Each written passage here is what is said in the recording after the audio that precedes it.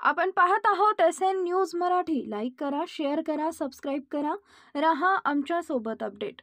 परभणी घटनेतील आंदोलनकर्त्यांवर दाखल केलेले गुन्हे मागे घेण्यात यावेत। माजी आमदार ॲडव्होकेट शहाजीबापू पाटील। संविधानाला अमृत महोत्सवी वर्ष असल्याने परभणी इथं भारतीय राज्यघटनेच्या झालेल्या विटंबनेबाबत आंदोलनकर्त्यांवरील गुन्हे मागे घेण्यात यावे यासाठी विनंती माजी आमदार शहाजीबापू पाटील यांनी मुख्यमंत्री देवेंद्र फडणवीस साहेब व उपमुख्यमंत्री एकनाथ शिंदे साहेब यांच्याकडे पत्राद्वारे केली आहे।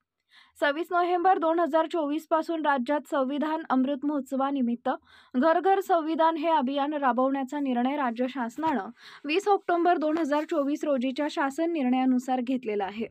परभणी शहरात डॉक्टर बाबासाहेब आंबेडकर यांच्या पुतळ्याजवळ भारतीय राज्यघटनेची प्रतिकृती बसवली होती। 10 डिसेंबर 2024 रोजी एका देशद्रोही समाजकंटकाने भारतीय राज्यघटनेच्या प्रतिकृतीला ठेवण्यासाठी लावण्यात आलेली काच फोडून विटंबना करून जातीय तेढ निर्माण करून दंगल घडवण्याच्या उद्देशाने देशविघातक कृत्य केले। या देशविघातक घटनेमुळे परभणी शहरात संविधानावर व देशावर प्रचंड प्रेम असलेल्या देशभक्तांनी आंबेडकर अनुयायांनी आंदोलन उभा केले।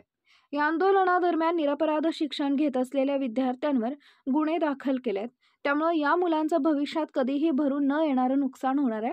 ज्यामुळे अंतरवाली सराटी या गावामध्ये मराठा योद्धा मनोज जरांगे पाटील यांच्या नेतृत्वाखाली आंदोलन सुरू असताना पोलिसांनी अनेक आंदोलनकर्त्यांवरती गंभीर स्वरूपाचे गुन्हे दाखल केले होते।